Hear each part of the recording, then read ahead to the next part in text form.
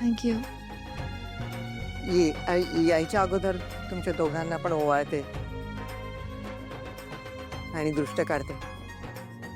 नवीन जोडपं आहे ना, दृष्ट नको लागायला. ये.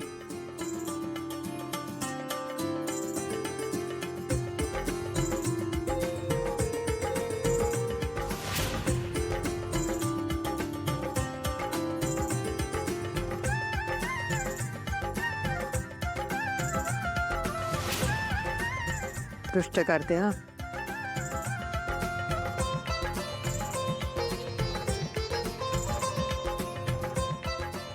सुखानं संसार करा.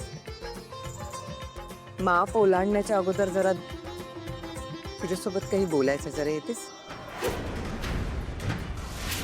या यशा.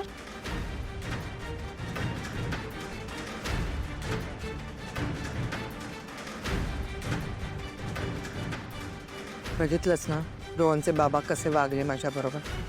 माझ्याशी न बोलताच आत निघून गेले. बोलतच नाहीत माझ्यासोबत.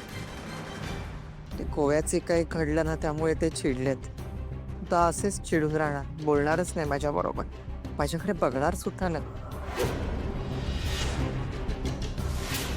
त्यांना समजाव ना, म्हणावं बोला ना आईशी, असं नका न करू.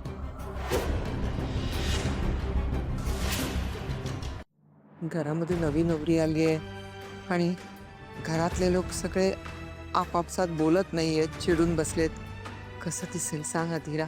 घरातलं वातावरण बिघडेल ना, म्हणून सांगते. तू समजावलंस ना तर ते ऐकती, तुझंच ऐकती, दुसरं कोणाचं नाही ऐकणार ग. मी काय म्हणते, आय नो, पण मे बी आपण त्यांना थोडा टाइम दिला तर. त्यानं काय होणार आहे? किती वेळ जाणार माहितीये तुला? गोव्यामध्ये जे काही घडलं ती चूक झाली माझी, मान्य केलं ना मी. सगळ्यांसमोर मान्य केलं, सगळ्यांसमोर मी हात पाय पण जोडले ना. मग त्यांनी असं आडून नाही ना धरायचं. आयुष्यभर आता हे असंच आडून धरणार का? बोलणारच नाहीत का माझ्यासोबत? मला असं वाटतं की त्यांनी बोलावं ना, आपल्या सगळ्यांशी बोलावं. ते तर लोक तुला जबाबदार धरतील बाळा.